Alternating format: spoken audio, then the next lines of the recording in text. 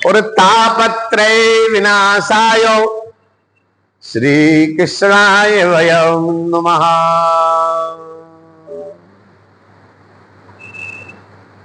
नारायणं नमस्कृत्य नरं चैव नरोत्तमं देवीं सरस्वतीं व्यासं ततो जयमुदीरयेत्।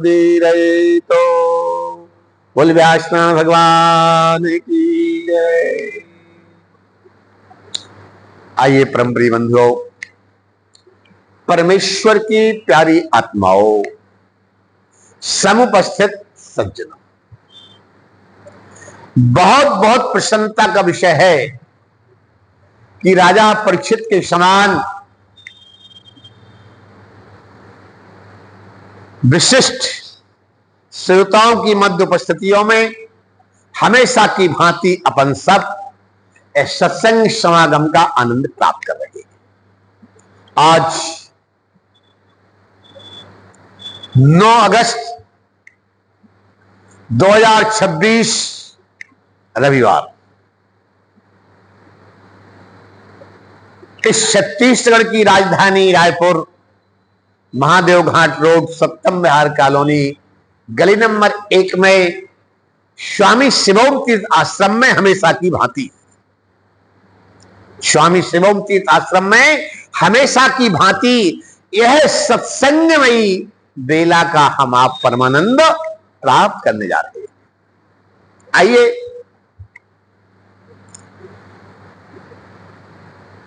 बहुत अधिक अध्यात्म की गहराई में न ले जाते हुए शाब्दिक रूप से शब्द प्रस्तुति की भूमिका के साथ और आगे की ओर चलते हैं। इतना ही कहना चाहूंगा कि आज का जो मुख्य विषय होगा,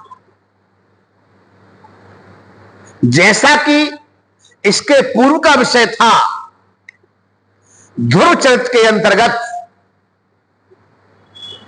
चेतन मन के अलावा अब चेतन मन की गहराई में प्रवेश कैसे किया जाता है। ध्रुव चरित्र के संदर्भ में, इसके पूर्व संदर्भ में अपन लोगों ने पूर्व रविवार में इस विषय वस्तु का स्मरण किया था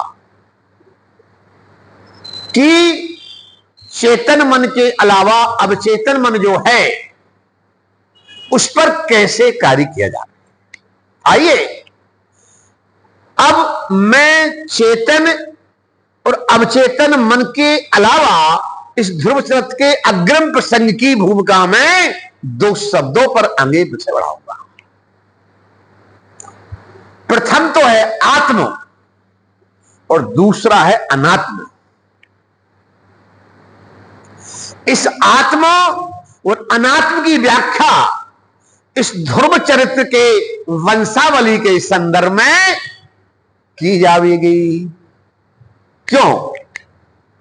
इसके पूर्व में अध्यात्म का चेतन अवचेतन आदि की बहुत चर्चा हुई है और अब मैं ये चाहता हूं कि उस गहराई में अधिक प्रवेश ना करके उस कथानक भाग पर दृष्टिकोण अवश्य डाला जाए। उसके बाद हम और आप अनात्म के संदर्भ में, इस ध्रुव चरित्र की वंशावली के संदर्भ में आत्म अनात्म की गहराई में प्रवेश करेंगे। अभी तो हम इन सूत्रों को याद रखना है। डॉक्टर मनीष कुमार सोनी जी, आत्म और अनात्म, इन सूत्रों को मैं पूछूंगा तो ध्रुव वंशावली के संदर्भ में आप मुझे बताएंगे और उस पर गहराई में प्रवेश करेंगे। अभी तो मैं ये पूछना चाह रहा हूं आपसे कि आप यह बताइए कि इसके पूर्व प्रसंग की कथा का अपन ने विश्राम कहां किया था? कथा का विश्राम किया था कि ध्रुव और नारद के दोनों का मिलन क्या बात वाला था। उसके बाद आपने बोला इसके आगे अपन हम बताएंगे आपको। आइए अपन उस ध्रुव जी की मातृ भक्ति, ध्रुव जी के अंतर मन में अपने माता के प्रति जो भक्ति थी, मातृ सेवा थी, और उन्होंने उस मातृ सेवा के माध्यम से आज अपने मां के अंतर्मन का जो प्यार,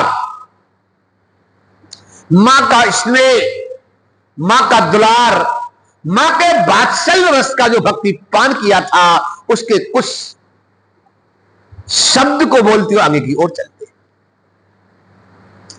याद होगा मैंने क्या कहा था पूर्व में, भगवती बुद्धि सुनीति के संदर्भ में जो ध्रुव जी से सुनीति ने कहा था, परमात्मा से प्रार्थना की थी सुनीति ने, और प्रार्थना में अंतर्मन की सुंदर मन प्रभु चरणों में लगाती हुए ही कहा था, हे नाथ है सुत मैंने, हे नाथ है सुत मैंने तेरी गोद में फेंक दिया, और जानता नहीं कुछ भी पूजना दिख की क्रिया, रक्षक तू ही है जिसका अन्न जल स्थान में, कि भोजन भ्रमण ही तृषा जल पान में। इस तरह से भगवती मां सुनीति ने जब उस परब्रह्म परमात्मा से प्रार्थना करके अपने बेटे ध्रुव के लिए कहा था, जाओ जाओ जाओ ध्रुव, यह संसार सागर के एक जन्मदाता पिता, जिस पिता के निमित्त तुम्हारा जन्म हुआ है, यह संसार सागर का पुतला पिता है। पुतला पिता है मां, हां, ये जन्म देने वाला पिता है। सच्चा पिता तो बेटा वो परम पिता होता है। ध्यान दीजिएगा, भगवती मां सुनीति आज अपने बेटे के लिए कह रही है, जाओ जाओ, जन्मदाता पिता की गोद में क्या बैठना, जब तुम्हारी छोटी मां सुरुचि ने उन पिता की गोद में नहीं बैठने दिया, तो बेटा रो मत, चिंता मत करो। रोना नहीं है, चिंता नहीं करना, बल्कि इस जन्मदाता पिता की गोद तो बेटा क्षणिक है, नाशवान है, मिथ्या है। आइए आप बैठिए, अपनी प्रीत दुर्गा को भी बुला लाइए, अंदर से आपके इंतजार कर रही है, बुला के लाओगी। चलो सत्संग शुरू हो गया, बोलिए आनंद कंद भगवान की जय। ध्यान दीजिएगा, सुनीति ने आज जब ध्रुव जी से कहा, यह पिता तो जन्मदाता पिता है, यदि इस पिता की गोद में तुम्हारी छोटी मां ने नहीं बैठने दिया तो चिंता मत करो, चिंता मत करो बेटा। यदि वास्तव में बैठना है तो तुम परम पिता की गोद में बैठो। मां परम पिता की, हां, तो क्या मां परम पिता मुझे मिल जाएगा? हां बेटा, परम पिता परमात्मा तुम जैसे बच्चों को मिलता है, तो मां मुझे मिलेगा? हां हां, सुनिश्चित मिलेगा। तो मां मैं परम पिता की गोद में बैठने जाऊं? हां हां जाओ, परम पिता मिलेगा, निश्चित मिलेगा। इस तरह से आज अपने पुत्र को वह सुंदर नीति बुद्धि मानी भगवती मां सुनीति अपने पुत्र को विश्वास दिलाती है, आत्मविश्वास से भर देती है। ध्यान दीजिए, संसार में विश्वास से बढ़कर हमारा जो विश्वास है आत्मविश्वास से बदल जाता है, तो ध्रुव जी के उन माता पिता का आशीर्वाद शीघ्र गुरु कृपा प्राप्त करा देता है। तो अब ध्रुव जी कहते हैं, मां आप कह रही तो मैं जा रहा हूं परम पिता की गोद में बैठना। हाँ बेटा जाओ जाओ जाओ। मां बेटा यह बताओ कि यदि मुझे परम पिता परमात्मा मिल गया तो मैं कैसे पहचानूंगा? अरे बेटा ये चिंता मत करो, इस मां के बाद तुम्हें गुरु रूपी मां मिलेंगी, और गुरु रूपी मां तुम्हें सत्ज्ञान के साथ मंत्र व्यवस्था के साथ आगे बढ़ा देगी कि परम पिता परमात्मा कहां मिलेगा, कैसे मिलेगा, क्या करना पड़ेगा। मैं तो बेटा मात्र यही करती हूं कि तुम्हारे लिए यहां से गुरु रूपी मां के पास भेज रही हूं। बस प्रिय बंधुओं, मां ने अपने पुत्र ध्रुव से कहा, ध्रुव ने मां से कहा, मां यदि आपकी आज्ञा और आशीर्वाद है तो मैं जा रहा हूं। बेटे जाओ, मगर उसके पहले जब तक तुम अपने पिताजी से, अपनी छोटी माताजी से, बड़े भाई उत्तम से आशीर्वाद प्राप्त नहीं करोगे तब तक वो गुरु रूपी मां भी नहीं मिलेगी। ध्यान दीजिए भाई, संस्कारों पर ध्यान दीजिए। हमारी ये कथाएं संस्कार के साथ आंतरिक आध्यात्मिक गति की गहराई में प्रवेश कराने वाली होती है। बस विषय वस्तु का चिंतन करने की बात है। धन्वरी भगवती सुनीति, जिसको हम बुद्धिमानी सुंदर नीति सुनीति कहते हैं, क्या कह रही है? पहले पिताजी जब आशीर्वाद देंगे, उसके बाद तुम्हारी छोटी मां आशीर्वाद देगी, उसके बाद बड़े भैया उत्तम आशीर्वाद देंगे, तब तो गुरु रूपी मां मिलेगी। और गुरु रूपी मां मिल जाएगी तो उसकी कृपा से भगवान मिल जाएंगे। ध्रुव जी बोले, मां बेटा, जिस पिता ने मां आपको घर से बाहर कर दिया, क्या उस पिता को मैं प्रणाम करने जाऊं? मेरा मन नहीं करता, छोटा सा बच्चा था।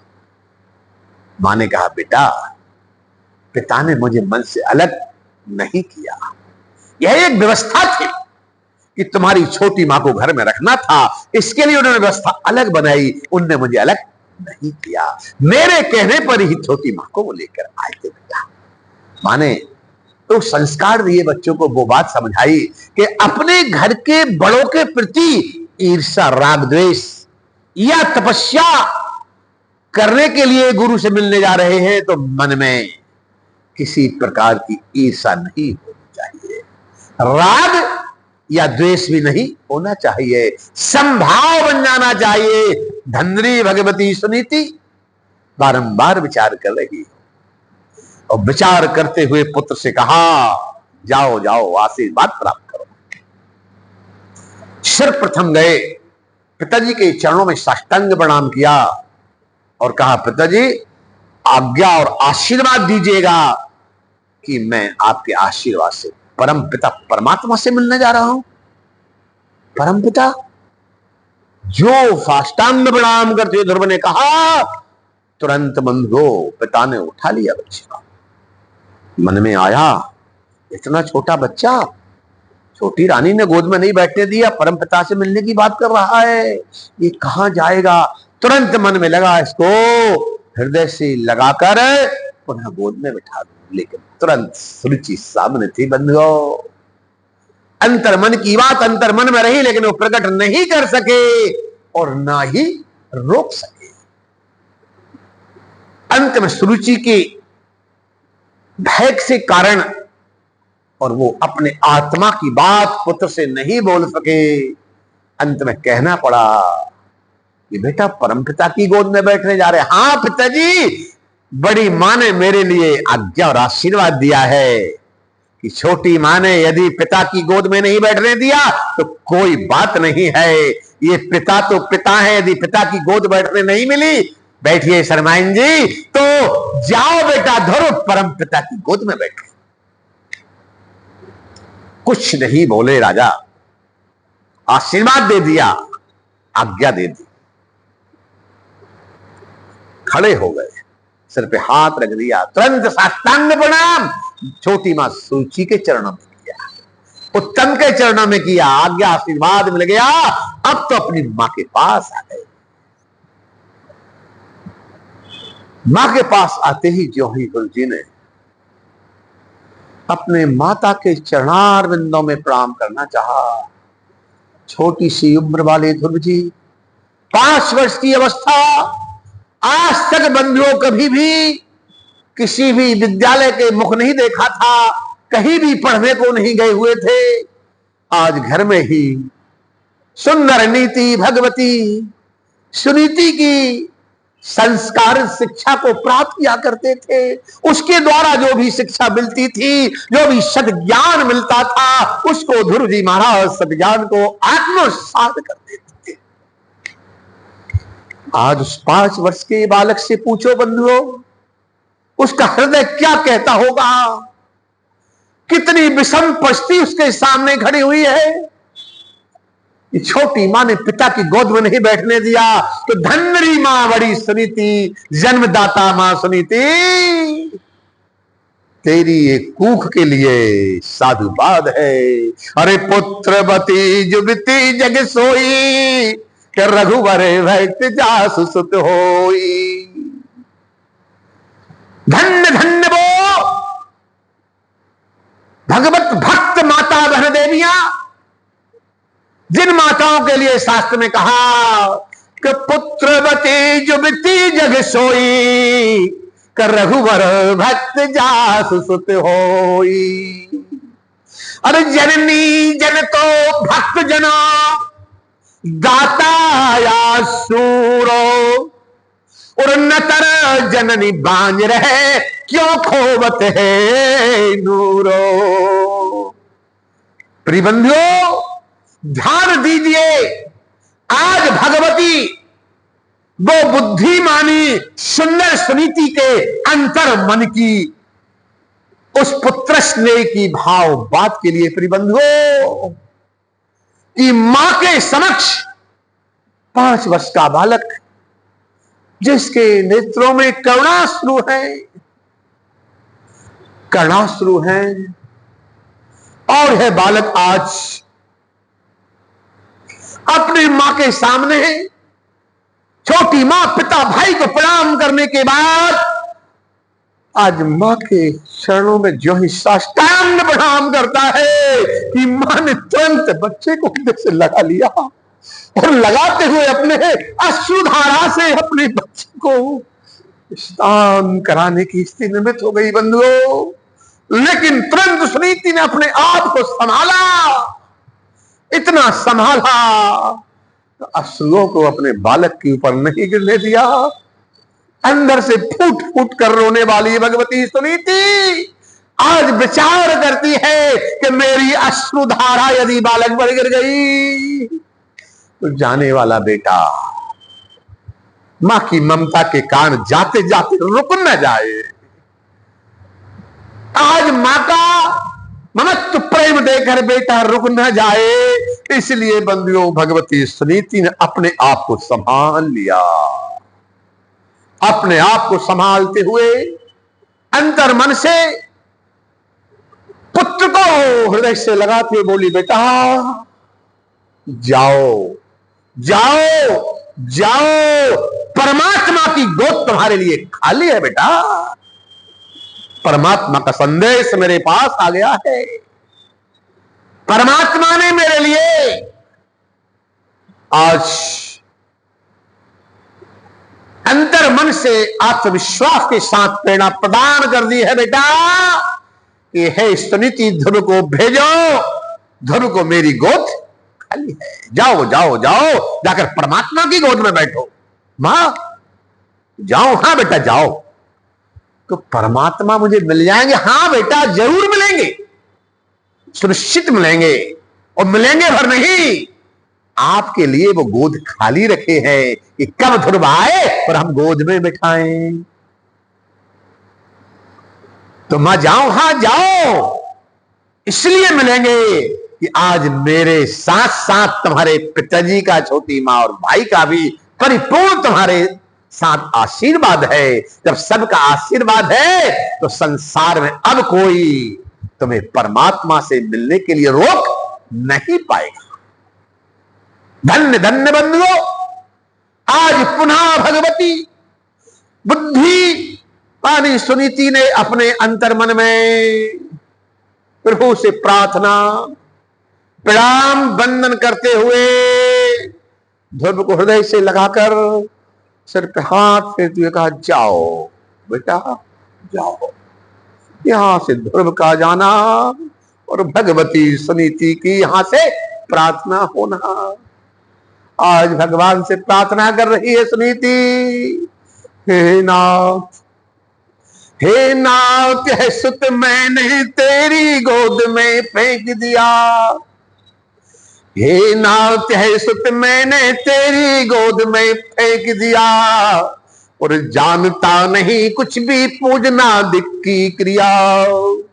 रक्षक तू ये इसका, रक्षक तू ये इसका, जल अनल स्थान में भोजन भ्रमण निशि और तृषा जल पान में।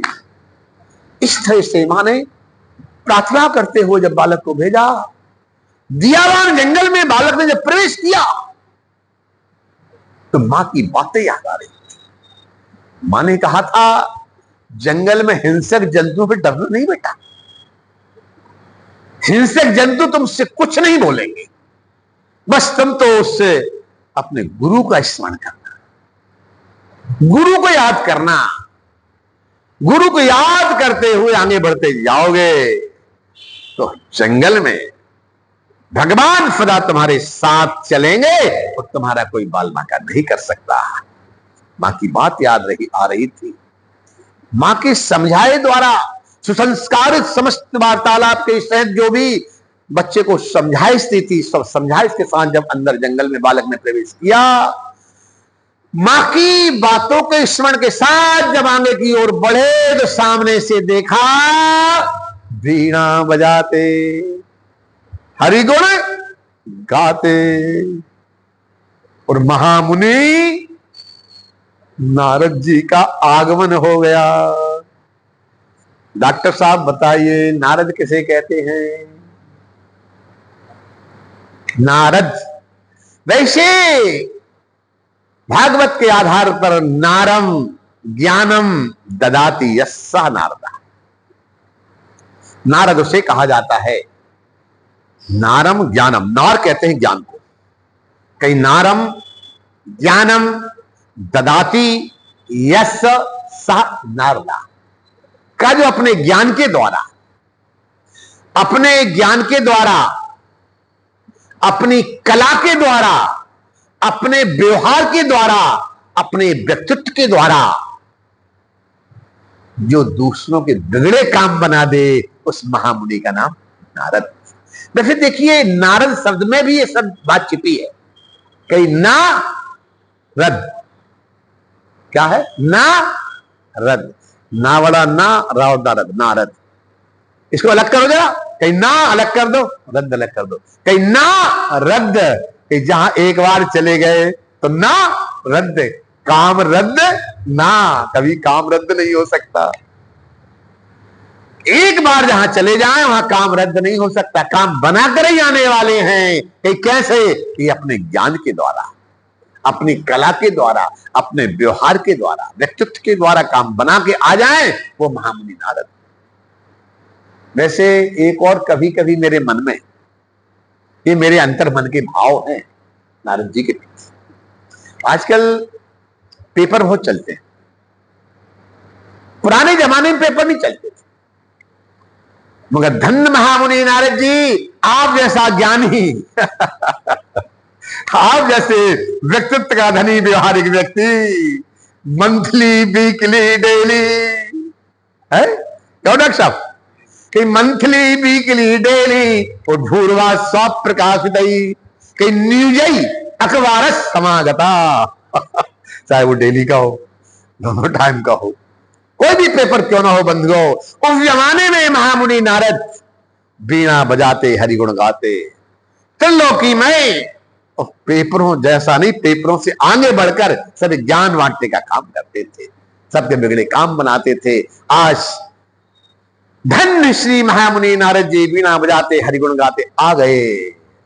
अभी अपन ने नारद जी का भजन तो किया है विधिवत, एक दो बार और नाम ले लेते हैं। श्रीमन नारायण नारायण नारायण, श्रीमन श्रीमन्नारायण नारायण नारायण श्रीमन भजमन नारायण नारायण नारायण भजमन भजमन नारायण नारायण नारायण भजमन भजमन नारायण नारायण नारायण नारायण श्रीमन नारायण नारायण नारायण श्रीमन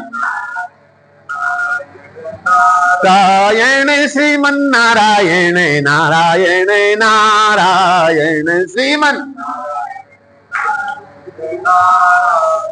भजमन नारायण नारायण नारायण।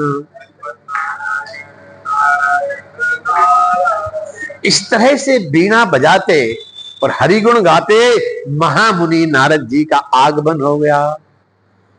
मां ने बता दिया था गुरु मिलेंगे, बस तुरंत स्मरण हुआ हो ना हो जो सामने से आ रहे हैं वो ही हमारे गुरु होंगे।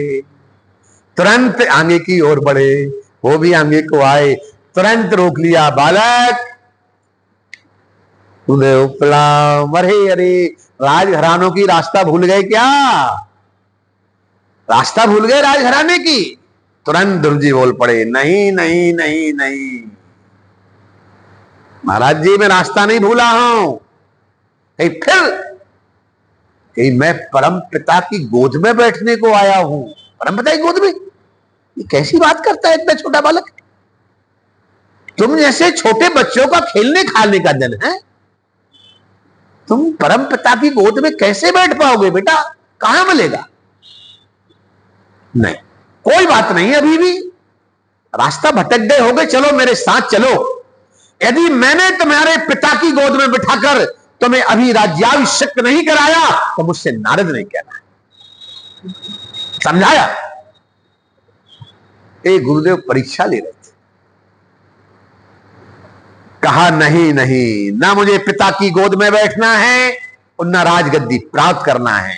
मुझे तो मेरी मां की आज्ञा के साथ आशीर्वाद मिला है कि मैं परम पिता की गोद में बैठूंगा और परम पिता मुझे मिलेंगे।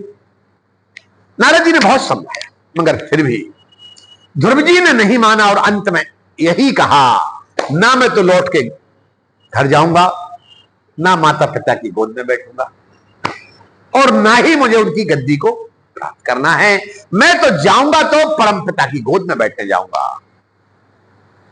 तुरंत नारद जी समझ गए कि नीचे को बह जाने वाला पानी ऊपर मुड़ने वाला नहीं है। नारद जी प्रसन्न हो गए, प्रसन्न हो गए।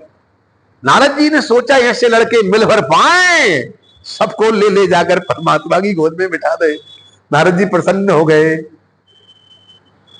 संसार सागर में हमने क्या बताया था आपको? आत्म और अनात्म चर्चा आगे करेंगे अपन।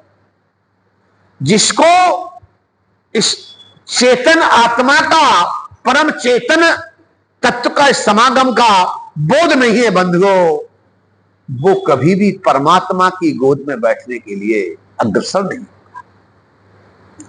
ध्रुव जी के संदर्भ में 8 बातों में, 8 बातें याद है पहले बताई थी, हो सकता है मैं पूछी, ध्यान रखिए। उन 8 बातों में प्रारब्ध की भी बात थी। बस कहने का मेरा तात्पर्य यह है कि आज ध्रुव जी के प्रारब्ध के कारण और माता पिता गुरु कृपा के माध्यम से प्रारब्ध के सत्कर्म का उदय था उनका, इसलिए उनकी मां के द्वारा दी हुई शिक्षा सुदृढ़ थी, पूर्ण आत्मविश्वास के साथ थी। बंधुओं, नारद जी प्रसन्न हो गए। तुरंत उन्होंने सिर पे हाथ फेरा, हृदय से लगाया और मंत्र प्रदान कर दिया। आइए, विषय तो बड़ा विस्तृत है, लेकिन उसको सिर्फ नाम मात्र से अपन स्मरण करेंगे। जिस संस्थान के अंतर्गत हम आप सत्संग समागम हमेशा करते हैं। इस संस्थान में भी इन चारों दीक्षाओं के अंतर्गत दीक्षा का कार्य किया जाता है। और इसके अंतर्गत क्या है, तो शास्त्र की बात है, अध्यात्म के तत्व की बात है। और ये मेरी बात नहीं है, ये भगवान के मुखारबिंद से निकली हुई हम आप सबके लिए नारद जी के द्वारा ध्रुव जी को दी हुई दीक्षा के संदर्भ में 4 प्रकार की दीक्षा का उल्लेख किया जाता है। कितने प्रकार की? मनुष्य के जीवन में दीक्षा 4 प्रकार की होती है मेरे बंधुओं।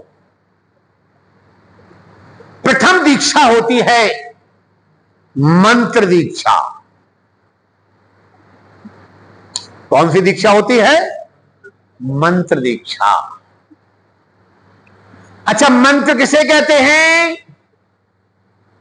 कौन बताएगा? चलिए, यहां बड़े बड़े अनुभवी साधक विराजमान है, एक से बढ़कर एक है। अब किस किस का नाम तो अलग नहीं लूंगा मैं, है? बहुत पुराने पुराने लोग बैठे, सभी विशिष्ट आश्रमों से जुड़े हुए। आप लोग बताएंगे मंत्र किसे कहते हैं? कौन बताएगा पहले? क्यों दुर्गा? बताएंगे आप मंत्र किसे कहते हैं? डॉक्टर साहब आप। मंत्राय तीति मंत्रहा। मंत्र के संदर्भ में जानने के लिए 3 बात समझनी होगी। एक होता है मंत्र, दूसरी होती है मंत्रणा, और तीसरा होता है निमंत्रण। मंत्र से कहा जाता है जो मंत्र दीक्षा आज महामुनि नारद जी ध्रुव को देने जा रहे हैं, उसको मंत्र। मंत्र का मतलब है कि जो भी मंत्र गुरु के द्वारा शिष्य के कान में फूंका गया, तो वो मंत्र तभी मंत्र रहेगा तब वो शिष्य उस मंत्र को, जो भी बोला गया है, उस मंत्र को अपने मुख से बोले और अपने कान तक खुद को सुना पड़े। मंत्र से कहते हैं कि हमारे मुख से निकली आवाज, हमारे मुख से निकली ध्वनि हमरे कान तक हमको ही सुना पड़े, बाजू में बैठने वाला व्यक्ति कदापि न सुन पाए। इसका नाम है मंत्र। मंत्र का मतलब मननाथ इति मंत्रा। मननाथ इति मंत्रा। हम जब कभी अपने कानों में इस तरह से उंगलियों को लगाते हैं बंधुओं, तो प्राणवायु की आवाज आती है। किसकी आवाज आती है? प्राणवायु। जो प्राणवायु की आवाज है, उस आवाज से संबंधित मननाथ इति मंत्रा, कि हमारी प्राणवायु से निकला हुआ मंत्र हमारी श्रवेंद्री तक हमको ही सुना पड़े तो वो मंत्र होगा। और बाजू में बैठने वाले व्यक्ति ने सुन लिया तो वो मंत्र नहीं होगा। फिर क्या? फिर वो मंत्रणा हो जाएगी, फिर वो सलाह हो जाएगी, फिर वो विचार विमर्श बन जाएगा। मननाथ इति मंत्रा। हमारे मुख से निकली ध्वनि आवाज हमारे कान तक हमको जब सुना पड़े तब मान लेना मंत्र है।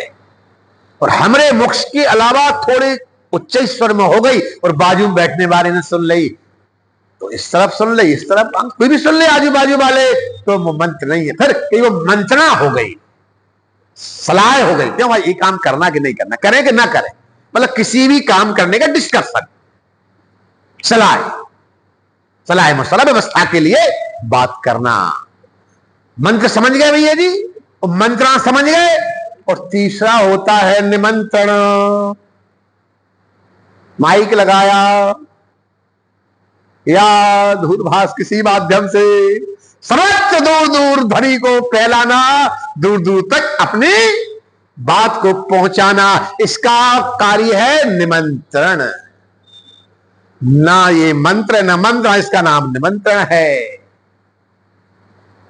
दूर दूर तक सबको समाचार देकर सबका कल्याण करना। वैसे एक खराब बात नहीं, अच्छी बात है। क्यों अच्छी बात? इसलिए संतों का, भगवत प्रेमियों का, सच्चे सनातन धर्म के जो बंधु उपासक हैं, भगवत भक्त है, सच्चे सनातन धर्मियों का ही परम कर्तव्य है कि अष्टादश पुराणेषु और व्यासस्य वचनद्वयम् परोपकाराय पुण्याय पापायो परिपीडनम। 18 पुराणों का सार 2 बातों में है कि परोपकार से बढ़कर, परमार्थ से बढ़कर, सच्चे हिंदुओं को अपने हिंदुत्व में लाने से बढ़कर कोई धर्म नहीं है। इस बात का विचार सतत करना चाहिए कि 7 दीप नभ खंड में, कि 7 दीप नभ खंड में, और नित्य होवत जेबन हार, और एक सबरी एक विदुर घरे तृप्त हुआ 2 बार। अब लोग कहां रहते हैं डॉक्टर साहब? अरे ना बाबा ना, मैं कुछ और कह रहा हूं। 7 दीप नभ खंड में, ये प्रसंग आगे आएगा, मगर फिर ये बात निकल गई तो बोल देता हूं। 7 दीप में से 9 खंड है। 7 दीप के बाद 9 खंड है, और 9 खंड में 7 दीप नवखंड में, नवखंड में एक हमारा खंड है, जिस खंड का नाम है अजनाब खंड, जिसको कहा जाता है भारतवर्ष।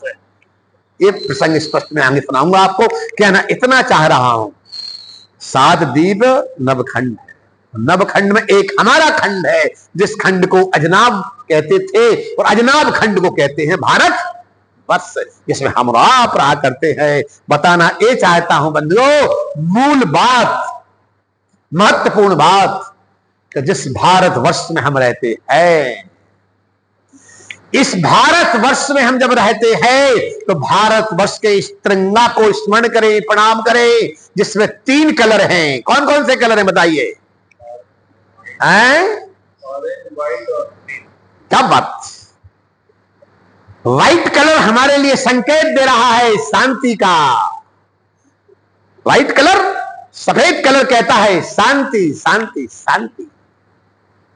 ऑरेंज कलर हमें संकेत दे रहा है त्याग, त्याग, त्याग। ग्रीन, हरा कलर दे रहा है समृद्धि, समृद्धि, समृद्धि, कीर्ति, यश, वृद्धि। आइए, ये तो प्रसंगवत बात निकल गई, बोल रहा हूं, लेकिन सत्य है कि हम जिस भारतवर्ष में रहते हैं, इस भारतवर्ष में बंधुओं 7 द्वीपों में से नवखंड है, और नवखंड में से एक खंड, इस खंड का नाम अजनाब खंड है। उसी अजनाब खंड को कहते हैं भारतवर्ष। इसकी अजनाब खंड की कथा विस्तृत सुनाऊंगा। अभी इतना ही बताना चाह रहा हूं जो मुझे याद आया है, स्मरण हो रहा है। हमें मंत्र 4 प्रकार की दीक्षा को समझना है, आगे की ओर बढ़ना है, साथ ही इस बात को भी समझना है, हम और आप भारतवर्ष में रहते हुए यदि वास्तव में हिंदुत्व के लिए, सत्य सनातन धर्म के लिए कार्य नहीं कर सके, तो हम सच्चे सनातनी नहीं हैं। और सच्चे सनातनी होना हमारा परम कर्तव्य है। हर एक मनुष्य का परम कर्तव्य है सच्चे सनातनी हो। और सच्चा सनातनी सच्चा हिंदू होकर अपने हिंदुत्व की वृद्धि को प्रयत्नशील रहे। क्यों? सबसे बड़ी बात हमारे भारतवर्ष के व्यक्ति को दूसरे देशों में कोई स्थान नहीं। तो भारतवर्ष के समान दूसरा देश भी कहीं नहीं बन गो। जितने भगवान के अवतार हुए, अभी देखो ध्रुवचित्र में भी भगवान नारायण आने वाले हैं। 24 अवतारों की कथा अपनी सुनी। जितने भी अवतार हैं सब भारत वर्ष में हुए। तो ये विशिष्ट, समग्र विश्व की सर्वोपरि विशिष्ट भूमि भारतवर्ष से बंधुओं, इसलिए हम आप सबको चाहिए कि हम सब अपने आप से गौरवान्वित बने रहें और सदा हिंदुत्व की रक्षा के लिए तत्पर रहे। बस दो लोग अधिक स्मरण होते हैं इस समय है? मेरे लिए दो लोगों का अधिक स्मरण हो जाता है वर्तमान में। एक योगी आदित्यनाथ जी महाराज हिंदुत्व के लिए बहुत अच्छा काम कर रहे हैं, दूसरे बागेश्वर बाबा जी भी अच्छा कर रहे हैं। कुछ भी कहो भाई, हिंदुत्व के लिए इन्होंने अपने सत्य सनातन धर्म की स्पर्धा को आगे बढ़ाने के लिए तत्परता को आगे बढ़ा दिया है। इसलिए भगवान से प्रार्थना है कि सबके जीवन में मंत्र स्थापित हो, उस मंत्र के माध्यम से आत्मशक्ति जागृत हो, आत्मशक्ति के माध्यम से अपने हिंदुत्व को पहचानने की क्षमता आए। सत्य सनातन धर्मी बनने के लिए हमें गौरवान्वित हमारा समय महसूस होता रहे। बंधुओं, दीक्षा 4 प्रकार की। पहली मंत्र दीक्षा, दूसरी स्पर्श दीक्षा, दूसरी स्पर्श दीक्षा। मैं नहीं कह रहा हूं, यहां जो लिखा है शास्त्र में, तो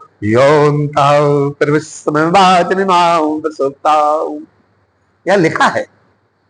और अंदर की भी जो हमारा चेतन के बाद अवचेतन मन को जागृत किया जाता है, इन दीक्षाओं से संबंधित वो बात है जब आदमी आगे बढ़ता है। पहली मंत्र दीक्षा, दूसरी स्पर्श दीक्षा। मंत्र दीक्षा आप समझ गए, कान फूकने वाली। स्पर्श दीक्षा कहते हैं, वाह कितने सुंदर फूल है, मानना पड़ेगा मनीष भैया, आपकी बगिया को भी धन्यवाद।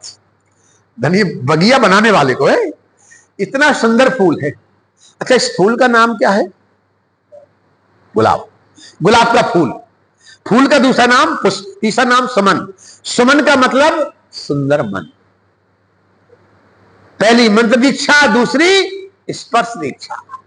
स्पर्श दीक्षा के लिए या तो अपनी ही आत्मशक्ति के माध्यम से प्राप्त शक्ति के द्वारा, अनामिका उंगली के द्वारा, ये 5 उंगलियां, इसमें शास्त्र के मुताबिक ये अंगूठा आशीर्वाद देने के लिए होता है। अंगूठे से आशीर्वाद दिया जाता है। अंगूठे के बाजू वाली जो उंगली है, इससे क्या किया जाता है? 2 काम होते हैं। यदि किसी को डांटना हो तो इसका उपयोग होता है, मगर सच्चाई है ये पितरों की उंगली है। इससे पितर पूजन होता है। जिस पितर पूजा के माध्यम से समस्त भौतिक सुख की प्राप्ति होती है। अंगूठा आशीर्वाद देने के लिए है, अंगूठे के बाजू वाली उंगली पितरों की पूजा करने के लिए है, उसके बाजू की सबसे लंबी उंगली जो है संत महात्मा परमहंस गुरुजनों की सबसे लंबी उंगली। उसके बाजू की उंगली जो है ये मात्र परमात्मा की है, जो निर्गुण निराकार अखंड ब्रह्मांड नायक परब्रह्म परमात्मा सर्व साकार रूप में आकर हम पर कृपा बरसा रहा है। ऐसे परमात्मा की पूजन करना तो अनामिका उंगली से करना, अंगूठे से आशीर्वाद देना। यह कनिष्ठिका है। कनिष्ठिका होती है अंगूठी पहनने के लिए, तर्जनी होती है देवता का पूजन करने के लिए, मध्यमा होती है आचार्य पंडित गुरुजन संत महात्मा का पूजन करने के लिए, और ये उंगली होती है पितरों का पूजन करने। अंगूठा होता आशीर्वाद देने के लिए। आइए, पहली मंत्र दीक्षा और दूसरी स्पर्श दीक्षा, या तो ये जो उंगली है परमात्मा की, स्पर्श दीक्षा, इसका प्रयोग इससे होता है कि जिस महापुरुष ने अपने द्वारा जो शक्ति संग्रहित की है, शक्तिपात का मतलब जानते हैं, शक्ति संग्रह करना, पात आने गिराना, तो ये जो परमात्मा की उंगली है, इस उंगली से ब्रह्मरंड का स्पर्श करके और स्पर्श दीक्षा देना, इससे या फिर इसके साथ फूल से, दोनों बात है, इस उंगली से या इस उंगली के स्पर्श के माध्यम से फूल से, दोनों विधान है प्रिय। उंगली से भी कर सकते हैं, फूल से भी कर सकते हैं। पहली दीक्षा का नाम, दूसरी दीक्षा का नाम और तीसरी दीक्षा का नाम है भृकुटी दीक्षा। बताता हूं, व्याख्या करूंगा ना। अभी कितनी दीक्षा समझी आपने? पहली दीक्षा मंत्र दीक्षा, दूसरी दीक्षा स्पर्श दीक्षा। स्पर्श का मतलब तो समझ रहे ना, बस सीधा अर्थ है शक्तिपात करना, बस एक को विवेक से समझ लीजिए। स्पर्श दीक्षा का मतलब है शक्तिपात के माध्यम से आपको दीक्षा देना, कि जो भी महापुरुष ने, जो भी हमारे गुरुजी ने, जो भी सदगुरु भगवान ने शक्ति को संग्रहित किया है, शक्ति को संग्रह किया है, ऐसी संग्रहित शक्ति को ये भगवान की उंगली है, इसके द्वारा या पुष्प के माध्यम से इस ब्रह्मरंड स्पर्श करने के बाद शक्तिपात करते हुए स्पर्श दीक्षा प्रदान करना। तीसरी दीक्षा का नाम है भृकुटी दीक्षा। क्या? आइए, डॉक्टर मनीष कुमार सोनी जी के मन में जिज्ञासा जाग रही है कि ये दीक्षा क्या है? क्यों साहब? अवश्य मैं आपको बताऊंगा। हम जब किसी की कोई अच्छी बात को सुनते हैं तो कौन सुनता है? कान। और जब देखने को लालायित होते हैं तो कौन होता है?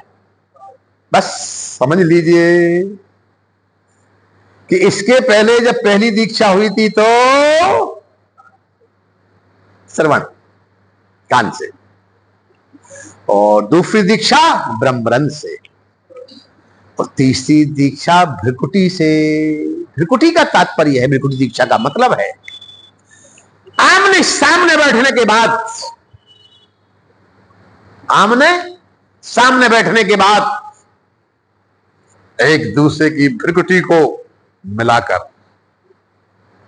मगर यह दीक्षा उसी को दी जाती है बंधुओं जो दीक्षा का पात्र हो। सबको संभव नहीं है। जिस पात्र में गुरु भगवान से भृकुटी समाहित भृकुटी मिलाने की क्षमता ही नहीं होगी,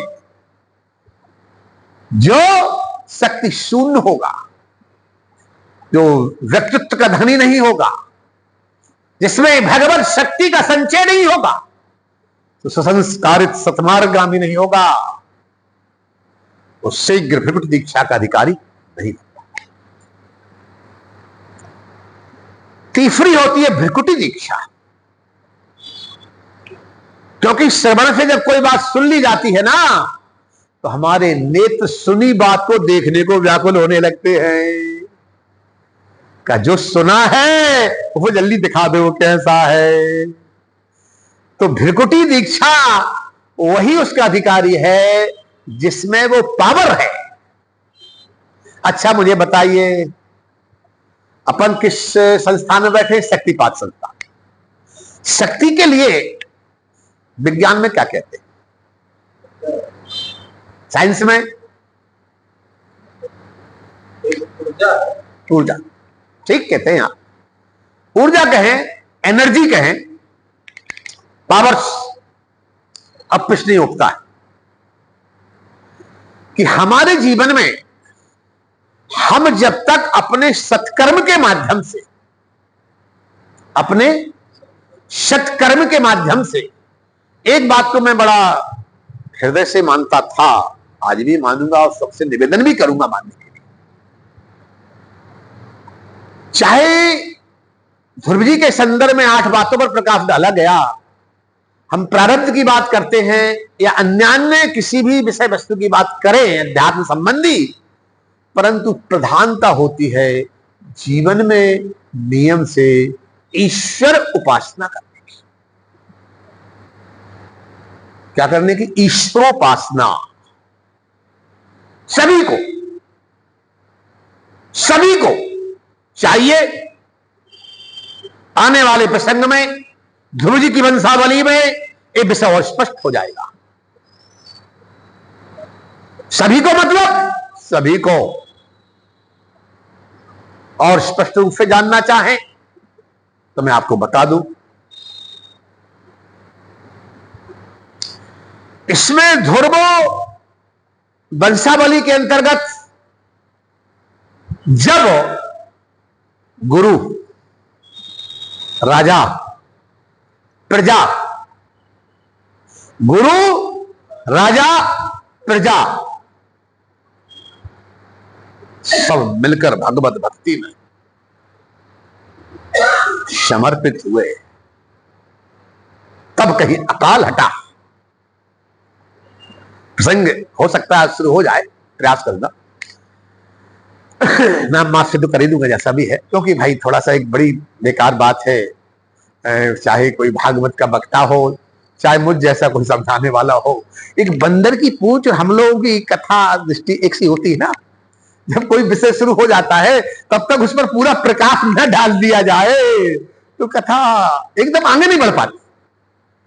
और शास्त्र में कहा है दृष्टांत कुछ लोग हीरो, सही वक्ता वही है जो दृष्टांत देकर उस विषय वस्तु की गहराई पकड़ के पूरा समझा दे और सामने वाले को समझ में आ जाए। समझ में आ जाए तो कथा सही है। न गोविंदाय नमो नमो है। आज अच्छा है कि दुर्गा कम से कम दूर है तो बोल नहीं रही, नहीं तो ये तो कहती है आप तो कथा सुनाओगे।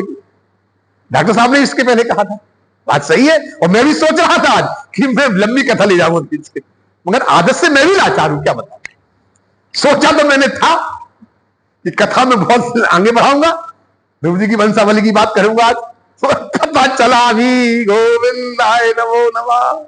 कोई बात नहीं, कोई बात नहीं, मैं भी प्रयास करता हूं तो शायद धीरे धीरे कथा नहीं बढ़ेगा भाग। लेकिन अभी तो 4 प्रकार की दीक्षा पर ध्यान रखे। पहली बंदो मंत्र दीक्षा, दूसरी स्पर्श दीक्षा, तीसरी त्रिकुटी दीक्षा, एक बाकी।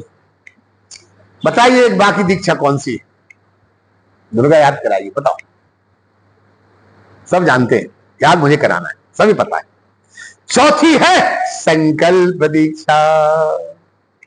चौथी है संकल्प, चौथी है संकल्प दीक्षा।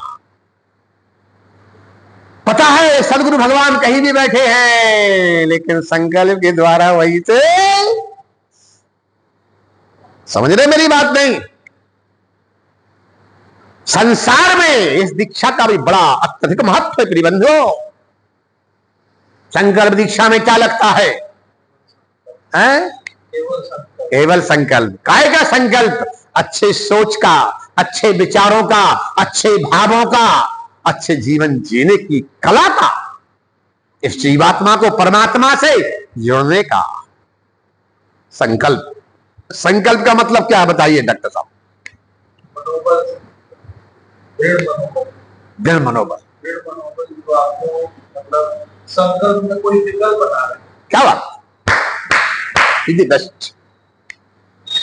संकल्प का मतलब है कि हमारे मन, बुद्धि, विचार, इंद्रियों के द्वारा दृढ़ता पूर्वक, सुनिश्चितता पूर्वक जो संकल्प कर लिया जाए। आपने बड़ी प्यारी बात बोली, इसमें कोई विकल्प ना रहे। अच्छी सोच, अच्छे विचार, अच्छे भाव से जो दृढ़ निश्चय कर लिया जाए, और दृढ़ निश्चय कर लिया जाए वही संकल्प। संकल्प होता है। आचार्य विद्वान पंडित के बोल देने से अकेला संकल्प नहीं होता। बेचारा वो तो बोल रहा है, आपके मन में यदि सही संकल्प नहीं आया तो उसका बोलना अकेला क्या करेगा? गोविंदाय नमो नमः। सही संकल्प तो करने वाले व्यक्ति के अंतर मन का भाव विचार सोच होता है, जिस संकल्प से उसका आत्मोद्धार होता है, ऊर्ध्वगामी गति में प्रवेश करता है, अधोगति से ऊर्ध्व गति को प्राप्त करके जो सोचता है, जो संकल्प लेता है, वो परमात्मा पूरा। चौथी दीक्षा का नाम संकल्प दीक्षा। हम आप सभी को चाहिए कि अपने जीवन में नित्य प्रति नियम से बहुत अच्छे से अच्छे संकल्प करते रहना चाहिए। मेरे पास कुछ नहीं है, मगर कुछ न होती हुई भी सब कुछ है, सब कुछ है। जिसके जीवन में माता पिता गुरुजनों की कृपा है, भगवत कृपा है, और जिसके जीवन में संकल्प दीक्षा जैसा किसी भी कार्य का दृढ़ संकल्प है, दृढ़ संकल्प, सुनिश्चित संकल्प, तो निश्चित वो जीवन में सब कुछ कर सकता है। ध्रुव जी के जीवन में किस दीक्षा का प्रयोग हुआ था? मंत्र दीक्षा का। मंत्र दीक्षा प्राप्त हो गई और बोल दिया नारद जी ने, जाओ ध्रुव, तत्रात गच्छ भद्रम ते यमुना या तटम शुचि मधुबनम यत्रो तत्र सन्नितो हरि। क्या कहा? तत्रात गच्छ भद्रम ते, जाओ नारद जाओ। नारद जी बोले जाओ ध्रुव जाओ। कहां जाएं? कि यमुना किनारे चले जाओ। यमुना किनारे किस जगह? कि जाकर मधुबन में चले जाओ। यमुना के किनारे मधुबन में जाकर इस मंत्र का जप करना। मंत्र का जप नियम से करना। तत्राद गच्छ भद्रम ते यमुनायास्तटं से मधुबनम यत्र तत्र सन्नितो हरि। वहां पर नियम से इस मंत्र का जप करोगे तो हरि कृपा तुम्हारे ऊपर होगी। आइए चलो ध्रुव जी की तपस्या के संदर्भ में अपन थोड़ा विचार करते हैं। ध्रुव जी महाराज ने कैसे तपस्या की? त्रातांते त्रातांते कपित्थ बद्रासना। पहले महीने में 3 दिन 3 रात के बाद, कपित्थ कहते हैं ऐत को,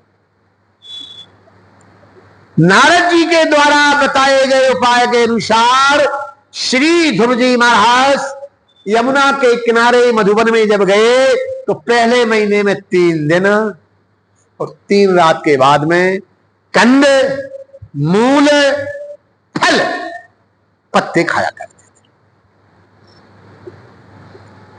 षष्ठे अर्भकोहनी जितश्वासो, चौथे में पहले महीने में कंदमूल खाया, फल। दूसरे महीने में पत्तों के साथ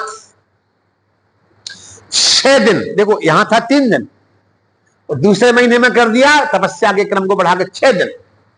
6 दिन और 6 रात के बाद में सिर्फ जल लेते थे।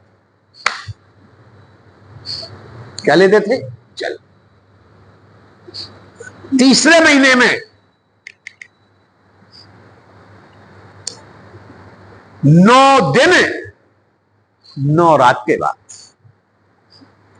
मात्र जितना श्वास हो श्वास लेते थे। विचार करिए, पहले कंदमूल, फल, पत्ते के सहित थोड़ा जल और जल के बाद जल के सहित श्वास और फिर जल को भी अलग किया, मात्र श्वास। द्वादशे हनी पहले महीने में 3 दिन 3 रात, दूसरे महीने में 6 दिन 6 रात और तीसरे महीने में 9 दिन 9 रात और चौथे महीने में 12 दिन 12 रात। और जितना श्वास हो मात्र श्वास, आने उस क्रम को देखें आप। पहले 3 दिन 3 रात, 6 दिन 6 रात, 9 दिन 9 रात और फिर 12 दिन 12 रात बाद मात्र श्वास लेना। और ज्यों ही ये श्वास भर ली तो प्राण रुद्ध हो गए लोगों के। क्या हो गए? प्राण अवरुद्ध हो गए। श्वास लेते थे ना तो जीवों का प्राण रुधने लगा। ये जीवात्मा परमात्मा से प्रार्थना करने लगा, अरे प्रभु कृपा करो, कृपा करो, छत्याणी का लाल, इसी तपस्या से हम सबका प्राण अवरुद्ध हो रहा है। प्राण वायु जो भगवान से लोगों ने जाकर प्रार्थना की। समस्त यक्ष गंधर्व किन्नर आदि ने, देवताओं ने जाकर भगवान से प्रार्थना, प्रभु कृपा करो, कृपा करो, जाकर छत्याणी के लाल को आशीर्वाद दे दो, जिसकी तपस्या के माध्यम से, इसकी प्राणवायु के माध्यम से अनेक जीवात्माओं के प्राण वायु रुक गई, प्राण हो जाएगा, महाप्रलय होने लगेगा। जिसकी तपस्या, घोर तपस्या के माध्यम से, और जित श्वासो श्वास ले रहा है और प्राणवायु को ऐसा प्राप्त कर रहा है कि जिसके माध्यम से कई जीवों की प्राणवायु रुक गई, प्राणांत हो जाएगा। शीघ्रता करो प्रभु। भगवान ने ध्यान किया, छत्याणी के लाल को प्रथम बार गोद में बिठाऊंगा तो क्या दूंगा। भारत की परंपरा है ना, छोरा छोरी को पहले लो गोद में तो कुछ ना कुछ दिया जाता है, क्या दूंगा। सोचते सोचते याद आ गया, वाह, छत्याणी के लाल को कुछ दूंगा तो ध्रुवलोक अटल लोक दे दूंगा। भगवान तुरंत पहुंच गए, मधुबन में पहुंचते हैं और पहुंच के ध्रुव जी के सामने कहते हैं मैं आ गया। मगर ध्रुव जी के भगवान कहां थे बताइए? अंतर मन में थे। किस स्वरूप में थे? जो नारद जी ने बताया था। क्या बताया था? जो बताया था वो सामने आया।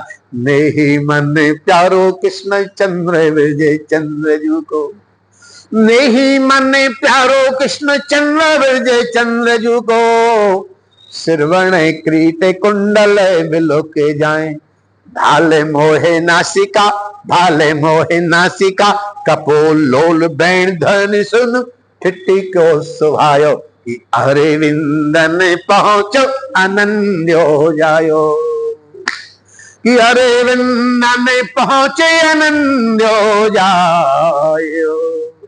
भगवान ने कहा ध्रुव में आ गया।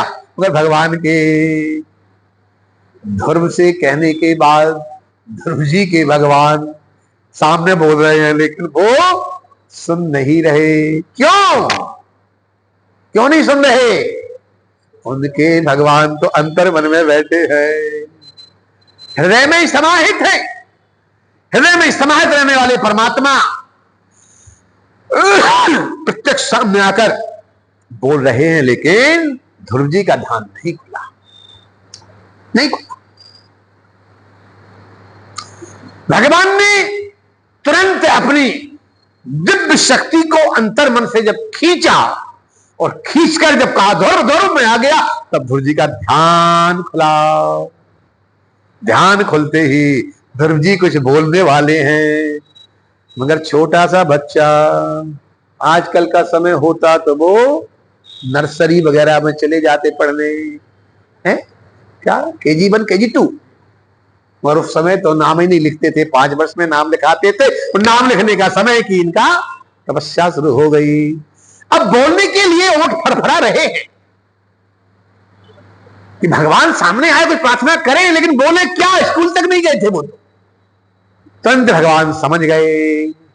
भगवान ने अपने कर कमल में 5 जन शंख था, वो लिया और दोनों कपोलों में सस्पर्श कपोलम कृत्या वालम, 5 जन संग लेकर सस्पर्श वालम कृत्या कपोलम, जो ही उनके कपोलों से स्पर्श किया, सरस्वती मुज्जहा। अब यहां 1 मिनट को समझ लें। इस प्रसंग में भूमिका के अंतर्गत इसके पूर्व मैंने समझाया था कि जो चेतन मन है 10% का मन है, और जो अवचेतन 90% मन अंदर सोया रहता है। जो ध्रुव जी ने तपस्या के माध्यम से और भगवत प्राप्ति की थी बंधुओं, और वही अवचेतन मन उनके अंदर भी सुप्त अवस्था में था, जो कभी स्वप्न या गहरी नींद में उनको दिखाई देता था। आज भगवान ने पांचन संघ को जो ही कपोलों से स्पर्श किया कि अब चेतन मन सरस्वती मुझहार, सोने वाली सरस्वती जाग गई, अब चेतन मन प्रकट हो गया। तुरंत ध्रुव जी महाराज प्रार्थना करने लगे कि यों प्रवेश ममिबाजमिमां प्रसुप्तां संजीवयत् किल शक्तिधरा सुधाम्ना अन्यास्ति हस्त चरण श्रवणत्वगादीन् और प्राणाय नमो भगवते पुरुषाय तुभ्यं, कि प्राणाय नमो भगवते पुरुषाय तुभ्यं। ध्रुव जी महाराज तुरंत बोलने लगे, कपोलों में स्पष्ट होते ही बोलने लगे, योन्ता प्रविश्य मम वाचमिमां प्रसुप्तां संजीव यत्। हे अखंड ब्रह्मांड नायक परब्रह्म परमात्मा, आपने योन्ता प्रविश्य मेरे अंदर सोने वाली सरस्वती को जगा दिया, सोने वाले अब चेतन मन को जागृत कर दिया। योन्ता प्रविश्यो योन्ता प्रविश्य मम वाचमिमां प्रसुप्तां और संजीवयत् खल शक्ति धरा सुधाम्ना अन्यास्ते हस्त चरण श्रवणत्वगादीन् और प्राणान् नमो भगवते पुरुषाय तुभ्यं। हे अखंड ब्रह्मांड नायक परब्रह्म परमात्मा, आपने मेरे अंदर सोने वाली सरस्वती अब चेतन मन को जागृत कर दिया है। जागृत करने के बाद अब मैं बारंबार आपके चरणार बंदों में प्राणान् नमो भगवते पुरुषाय तुभ्यं बारंबार नमन करता हूं, प्रणाम वंदन करता हूं, क्योंकि संजीवयत् खिल शक्ति धरा सुधाम्नः और अन्यास्ते हस्त शरण श्रवणत्वगादीन्, मेरे ऊपर कृपा की वर्षा करो कि मेरा मन अब कभी संसार में ना भटके, संसार में ना भटके। मैंने क्या शब्द लिखाए थे आपको? आत्म अनात्म। आत्म का मतलब है हमारी आत्मा सिर्फ परम चेतन आत्मा में समाहित। अनात्म का मतलब है कि हमारे जीवन में हम आत्मा से हटकर जो माया में आ सकते हैं। यहां पर प्रिय बंधुओं, ध्रुव जी महाराज यही निवेदन कर रहे हैं कि श्रवणत्वगादीन् प्राणान् नमो भगवते संजीवयत् खिल शक्ति धरा सुधाम्ना अन्यास्ते हस्त शरण श्रवणत्वगादीन्, हमारे जीवन में सतत हमारा मन आपके चरणार बिंदों में लगा रहे, संसार सागर की ओर कदापि प्रवेश ना करे। जिस माया, जिस राज दरबार के माध्यम से आज हम वहां से मां की प्रेरणा से आपके चरणों में आए, तो उस माया की ओर कभी भी हमारा मन ना जाए, अनात्म की ओर मन कभी ना जाए, अनात्म की ओर कदापि ना जाए। और आत्म तत्व परम चेतन तत्व में समाहित होने के लिए प्रभु सदा आपके चरणों में बारंबार प्रणाम है, नमन है, वंदन है। इस तरह ध्रुव जी महाराज ने, भगवान ने इनको प्रथम गोद में बैठाते हुए अटल लोक ध्रुवलोक प्रसाद में दिया था और आशीर्वाद देते हुए श्री ध्रुव जी महाराज ने 36,000 वर्ष तक, कितने हजार वर्ष? 36,000 वर्ष तक ध्रुव जी महाराज ने राज्य किया। भगवान की कृपा आशीर्वाद के द्वारा प्राप्त जो भी राज्य था उसका 36,000 वर्ष, मगर कैसे किया, उस करने की स्पष्टता में इस ध्रुव जी की वंश परंपरा में स्पष्ट कर देता हूं। कथा तो सुनाने के लिए बहुत अधिक है, ध्रुव कथा तो बड़ी विस्तृत है, अभी सुनाओ की बाद में। बोलिए डॉक्टर साहब।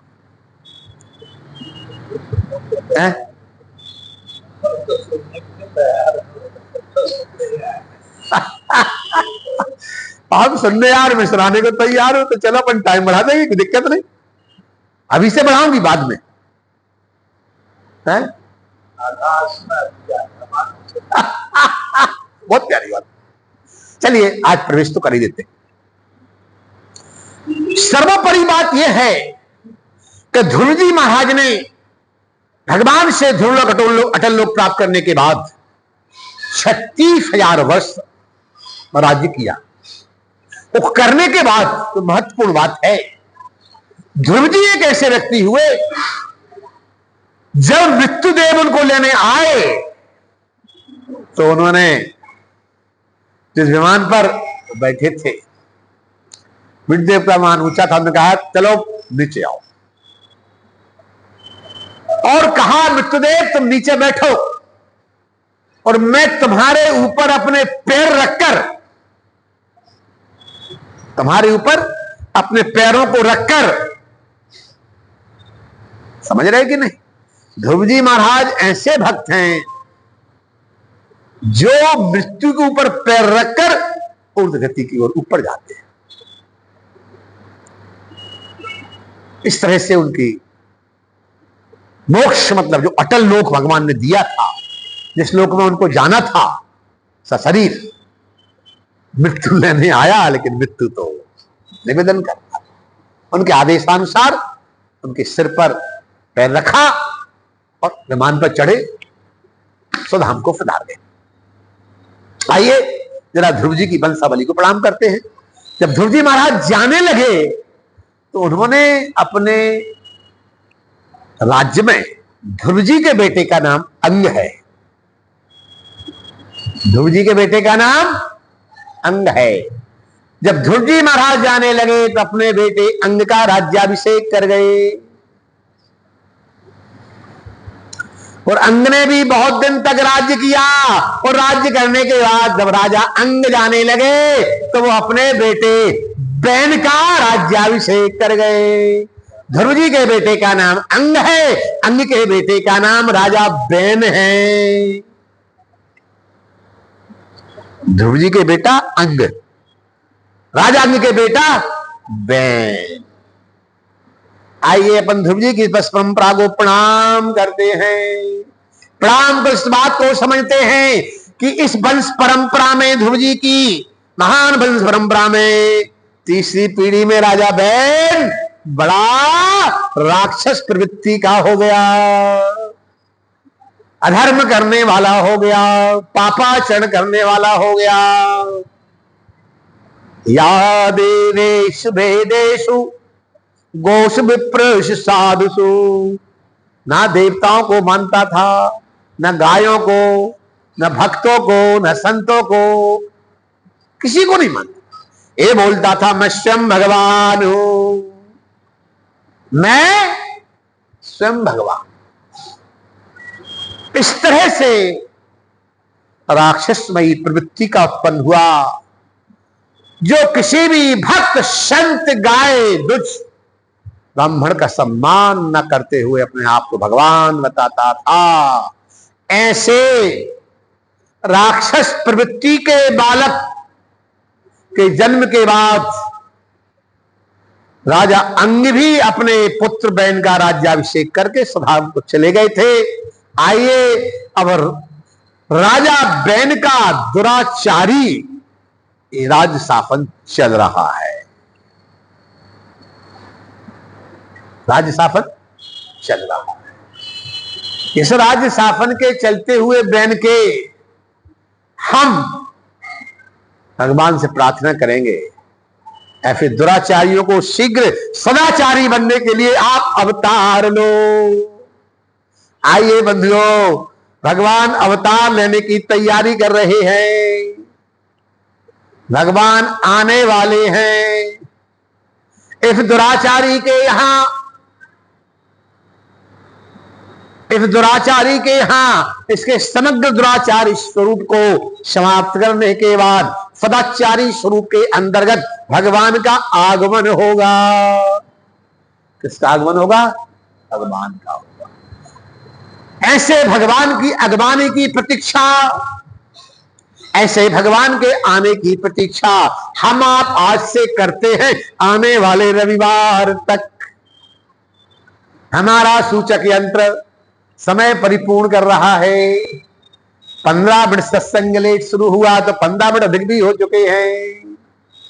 इसलिए बंधुओं, सूचक यंत्र को स्मरण करते हुए और हम अपनी वाणी को विराम दे रहे हैं और कथा को विश्राम स्थली प्रदान करते हैं, भगवान के अवतार की प्रतीक्षा करते हैं। आइए भगवान आने की प्रतीक्षा में, भगवान के अवतार की अंतर मन में प्रार्थना हम सब मनोहर झांकी बसाते हुए वाणी को विश्राम देते हैं। वाणी को विश्राम देते हुए प्रार्थना करते हैं। आने वाले रविवार में जब भी सत्संग होगा, भगवान हम आप सब पर कृपा की वर्षा करें और भगवान वो दिव्य झांकी अभी से हम आप सबके अंतर मन में विराजमान करें, जिस झांकी को लेकर भगवान पदार्पण करेंगे। बोलिए श्री सच्चिदानंद भगवान की जय, बाल कृष्ण भगवान की जय, पृथु भगवान की जय। ओम शांति शांति शांति। सर्वे भवन्तु सुखिनः, सर्वे सन्तु निरामया, सर्वे भद्राणि पश्यन्तु मा कश्चित् दुःख भाग् भवेत्। अस्तो मां सद्गमय, तमसो मां ज्योतिर्गमय, मृत्योर्मा अमृतांगमय। पूर्णमदः पूर्णमिदं पूर्णात् पूर्णमुदच्यते, पूर्णस्य पूर्णमादाय पूर्णमेवावशिष्यते। ओम शांति शांति शांति। सुशांतिर्भवतु, सर्वारिष्ट शांतिर्भवतु, सर्वारिष्ट शांतिर्भवतु। बोलिए श्री सच्चिदानंद भगवान की जय, श्री बालकृष्ण भगवान की जय, श्री गुरुदेव जी महाराज की जय।